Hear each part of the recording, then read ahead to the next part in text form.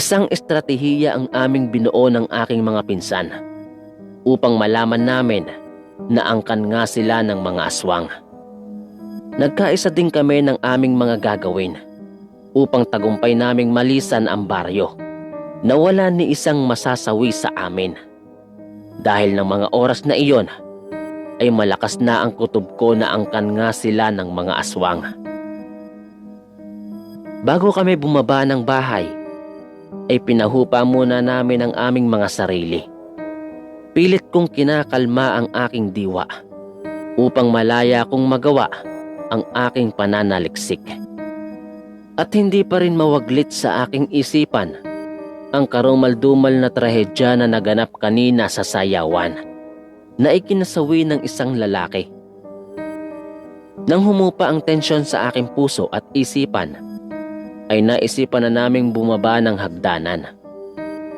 Nagkataon na wala ang ina ni Pablo ng mga oras na yon at wala din ang mga matatanda, kaya naisip kong samantalahin ang pagkakataon at sumang-ayon din sa amin ang panahon. Sinabihan ko ang isa kong pinsan na babae na palihim niyang ipaalam sa dalawang pinsan naming lalaki ang aming plano at iparating din sa kanila ang lihim na tinatago ng pamilya ni Pablo, kahit na wala pa kaming sapat na ebidensya. Akala ko sa aking sarili ay ganap ko nang kilala ang aking nobyo. Subalit nagkamali pala ako. Dahil may lihim pala itong itinatago at may mga bagay na hindi pa niya binubunyag sa akin.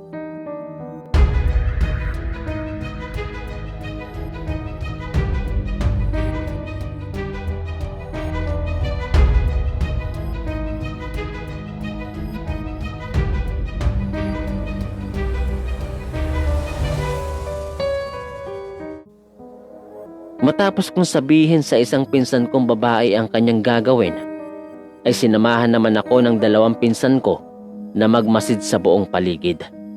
At palihim kaming nag-ikot sa likod ng malaking bahay ng magulang ng aking nobyo. Habang palihim kami na pumupuslit sa madilim na bahagi ng likod bahay, ay wala namang kaming nakitang kakaiba. Maliban na lang sa isang malaking sulo na lumiliyab sa dulo ng kakahuyan na hindi namang kalayuan sa aming kinaroroonan. Marahan kaming naglakad upang tignan kung anong meron sa malaking sulo malapit sa kakahuyan. At bigla na lang kaming napatakip ng aming bibig ng sarili naming mga kamay nang makita namin ang matatanda kasama ang ina ni Pablo na kinakatay ang isang lalaki na pamilyar sa aming paningin. Siya yung lalaki na tinaga at pinutulan ng ulo ng isang lalaki na kanyang nakaalitan. Agad namin iyong nakilala dahil nakapatong ang ulo nito sa maruming lamesa, habang tinatadtad naman ng kanyang katawan ng isang matandang lalaking matadero. Sa tabi naman ng malaking sulo ay nakita ko si Ate Sandra na nakagapos sa isang puno habang may busal na tela ang kanyang bibig. Halos may bahid ng dugo ang kanyang muka na halatang pinukpok ang ulo nito ng isang matigas na bagay. Sa malaking sulo naman ay nakasalang ang isang malaking kawa habang pinapakuluan ng ilang bahagi ng katawan ng lalaki tulad ng mga binti, hita, kamay at braso, pati na rin ang mga bituka. Halos masuka kami ng mga oras na yon dahil sa aming nasasaksihan.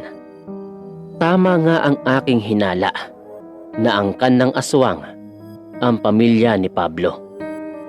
At kahit na nobyo ko siya at ikakasal na kami kinabukasan, ay biglang nag-iba ang pakiramdam ko sa kanya dahil sa lihim niyang pagkatao na matagal nang tinatago sa akin. Nang gabing yun, Sir Ken, ay nais kong tulungan si Ate Sandra. Ngunit kung gagawin ko yon, ay mapapahamak naman ang buhay naming magpipinsan. Sapagkat ng mga oras na yon, ay wala nang sapat na oras para tulungan siya. Manda, halika na.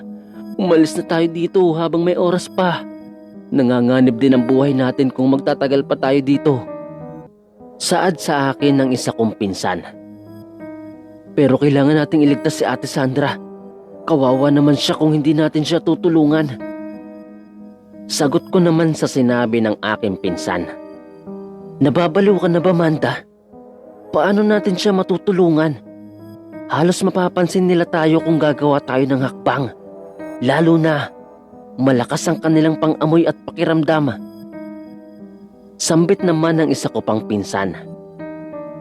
Nang mga oras na yon, Sir Ken, ay gulong-gulo ang aking isipan. Dahil nais ko talagang iligtas ang buhay ni Ate Sandra. Dahil sa sitwasyon namin, ay sinunod ko ang nais ng aking mga pinsan na lisanin ang lugar at hayaan na lang si Ate Sandra sapagkat wala ng tsansa na maligtas pa namin ang buhay niya. Hindi pa nga kami nakakahakbang ay biglang sumulpot sa aming harapan ang aking nobyo. Sumenyas ito na huwag kaming gumawa ng ingay at iwasan muna naming humakbang dahil paparating na si Mael sa aming kinaroroonan. Kahit natatakot ako ng sandaling yon sa aking nobyo, ay sinunod ko na lang ang kanyang gusto. Dahil nakikita ko sa kanyang muka ang labis nitong pag-aalala sa akin. Nagtago kami sa isang malago na talahiban na malapit lang sa aming pinagkukublihan. Mahigpit namang hinawakan ni Pablo ang aking mga kamay, habang nakakapit naman sa akin ang dalawa kong pinsang babae. Matapos naming magtago sa talahiban, ay bigla naming nakita si Kuya Mael na naglalakad patungo sa mga matatanda na abala sa pagkakatay. At nang makalapit ito sa katayan, ay ngumisi ito sa kanyang ina at marahan na lumapit ito sa kanyang kinakasama na si Ate Sandra. Nang tuluyan itong makalapit kay Ate Sandra, ay walang habas niya itong sinampal ng malakas sa muka habang tumatawa. Halos nilamon ako ng galit ng mga oras na yon dahil sa kahayupang ginagawa ni Mael sa sarili niyang kinakasama.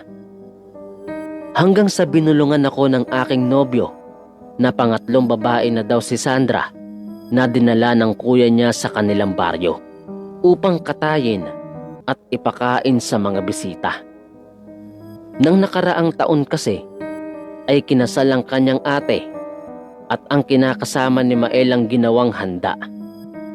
Sumunod naman ay inalay ni Kuya Mael niya ang pangalawang kinakasama nito sa kaarawan ng kanilang ina. Halos lamunin ako ng hilakbot sa aking narinig at nagsitayuan ng aking mga balahibo dahil sa pabulong na sinabi sa akin ng aking nobyo.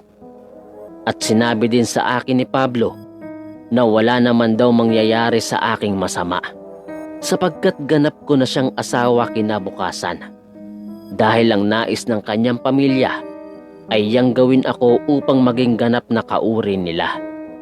Ayon na rin sa pinagkasunduan nila ng kanyang pamilya at kamag-anakan. Matapos yung sabihin sa akin ni Pablo Serken, ay halos pumanting ang tenga ko dahil plano pala ng aking nobyo na gawin akong aswang para matanggap ako bilang bahagi ng kanilang pamilya. At ginagawa niya daw yon dahil mahal na mahal niya daw ako. Nais ko siyang awayin ng gabing yon, subalit hindi ko magawa sapagkat bawal kami makalikha ng ingay. Hiniling ko kay Pablo na iligtas niya ang buhay ni Ate Sandra. Ngunit wala daw siyang magagawa dahil makakalaban niya ang buong pamilya at kamag-anakan niya.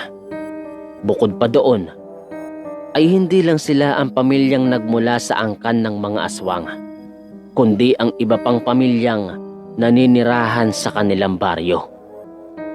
Ang tangi lang niyang magagawa ay protektahan ako sa kanyang pamilya upang wag akong mamatay.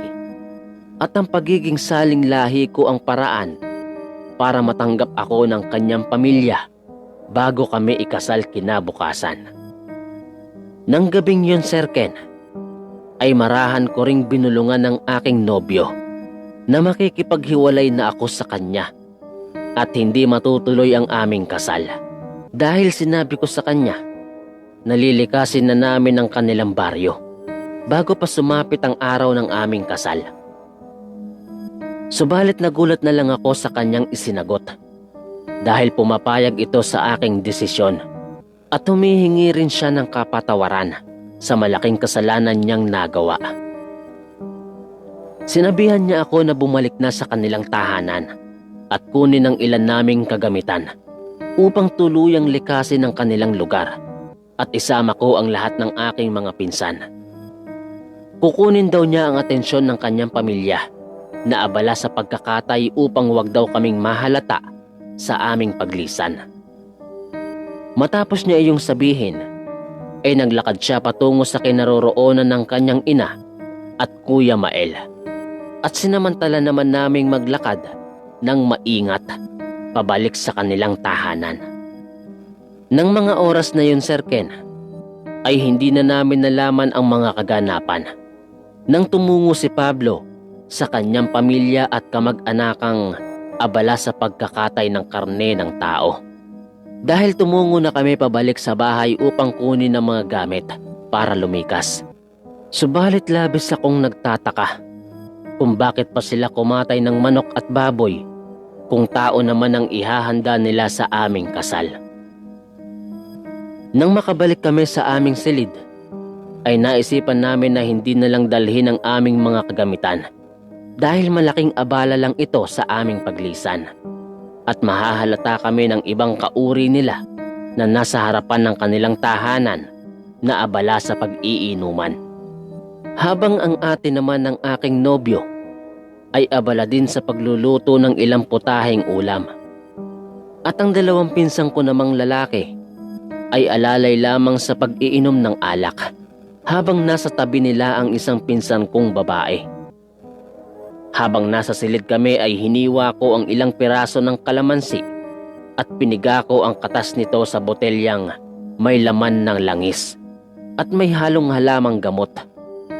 Habang ang ilang tangkay naman ng kalamansi na may tinik ay binalot ko sa itim na tela. Habang nagmamasid naman sa bintana ang dalawa kong pinsan na babae. Matapos kong maisagawa ang pangontra, ay maingat kaming bumaba ng hagdan ng aking mga pinsan at kumilos ng maayos upang hindi kami mahalata ng ibang tao sa labas ng bahay ng aking nobyo. Nang makalabas kami ng pintuan, ay lumapit ako sa tatlo ko pang pinsan na nakikipag-inuman at sinabihan ko sila na nais kong maglakad-lakad sa labas kasama sila. Ate, pwede ko po bang isama ang aking mga pinsan na maglibot-libot sa labas? Saad ko sa ate ng aking nobyo. Pero gabi na, Amanda. Delikado para sa inyo ang maglakad-lakad dyan sa labas ng 10 oras ng gabi. Lalo na bago lang kayo dito sa aming baryo. Nakita mo naman kanina ang naganap na patayan. Kaya mabuti pa, manatili na lang kayo dito sa loob ng aming bakuran. Sambit naman ng ate ni Pablo sa akin. Ngunit pinilit ko ang ate ni Pablo at sinabi ko na hindi kami magtatagal. Kaya wala itong nagawa kundi ang pumayag. Bago ako lumabas ng bakuran kasama ang 5 kong pinsan, ay ramdam ko ang labis na pagkulo ng langis sa aking bulsa. At mariin naman na pinagmamasdan ng ate ni Pablo ang isang maitim na tela kung saan doon ko ibinalot ang ilang tangkay ng kalamansi upang hindi sila magduda na may alam na kami sa kanilang tunay na pagkatao. Nang gabing yun, Sir Ken, ay wala kaming dala kahit ni isang gamit at tanging mga pitaka lamang ang aming mga bitbit. Habang naglalakad kami, ay naging mahinahon lamang ang aming mga kilos upang hindi mabisto ang aming balak na pagtakas. Nang makalampas kami sa sayawang pangbarangay, ay tsaka kami naglakad ng matulin. Halos nagkakarera ang aming mga paa sa paglalakad sa isang makipot at madilim na daan. At nang makalabas kami sa baluarte ng baryo, ay doon lang kami nakahinga ng maluwag. At nang marating namin ang dulo ng hangganan ng kalsada sa makipot na daan, ay doon lang namin naisip ng aking mga pinsan na ligtas na kami sa kapahamakan. Sapagkat natatanaw na namin ang maluwag na kalsada na dinadaanan ng mga pampasaherong mga sasakyan tulad ng jeep at habal-habal. Nang mga oras na iyon, Sir Ken, nang matapos naming marating ang pinakasentro ng kalsada, ay pumara kami ng isang pampasaherong jeep at mabilis namang kaming sumakay patungo sa kabihasnan. Matapos ang kalahating oras namin na biyahe, ay bumaba kami sa isang paradahan ng jeep at muling sumakay patungo sa sentro ng aming baryo. Sa awa ng Diyos, Sir Ken, ay ligtas kaming nakabalik sa aming baryo at nang makauwi ako sa aming tahanan, ay malaya kong inilahad sa aking mga magulang ang lihim ng pamilya ng aking nobyo. Halos nagimbal ang aking mga magulang sa aking mga sinabi at nagpapasalamat ang aking mga magulang dahil ligtas kaming nakabalik sa aming baryo kasama ang aking mga pinsan. At nauunawaan din ng aking mga magulang kung bakit hindi matutuloy ang aking kasal. Ngunit alam ko sa aking sarili na mahal ko si Pablo at mahal niya din ako, sapagkat nagparaya siya na wag matuloy ang aming kasal at alam kong iniligtas niya ako sa kapahamakan. Lumipas ang ilang araw ay hindi na muli nagpakita sa akin si Pablo at hindi na rin siya pumapasok sa kanyang trabaho. Tinatanong din ako ng iba naming kasamahan sa trabaho kung nasaan si Pablo at kung bakit hindi natuloy ang aming kasal. Subalit nililihis ko na lamang ang kanilang mga tanong upang iba na lang ang aming pag-usapan. Lumipas ang isang linggo ay umalis ako sa aking trabaho at pansamantala munang nanatili sa aming tahanan upang sa gayon ay maiwasan at malimutan ko ang masalimuot kong karanasan. Hanggang sa naisipan kong lumuwas ng Maynila upang doon na lang magtrabaho. Nang makasakay na ako sa bus patungong Maynila, ay muli kaming pinagtagpo ni Pablo. Hindi ko lubos akalain na nasa kabilang upuan lang ito. Kahit nakakaramdam ako ng pangamba at takot sa dati kong nobyo, ay bakas pa rin sa kanyang mukha ang kabaitan nito. Sinubukan kong kausapin si Pablo ng mga oras na yon, habang hindi pa tumatakbo ang sinasakyan naming bus. Nang mga panahon kasing yon, ay hindi pa madalas mapuno ang mga upuan sa bus. Dahil wala pang masyadong pasahero, kaya lumipat ako ng upuan at doon ako umupo sa kanyang tabi. Matapos kong tumabi sa kanya, ay tinanong ko siya kung magtatrabaho din siya sa Maynila at kung ano ang nangyari kay Ate Sandra. Matapat naman niyang sinagot ang aking tanong. Sinabi niya sa akin na luluwas siya ng Maynila upang magtrabaho.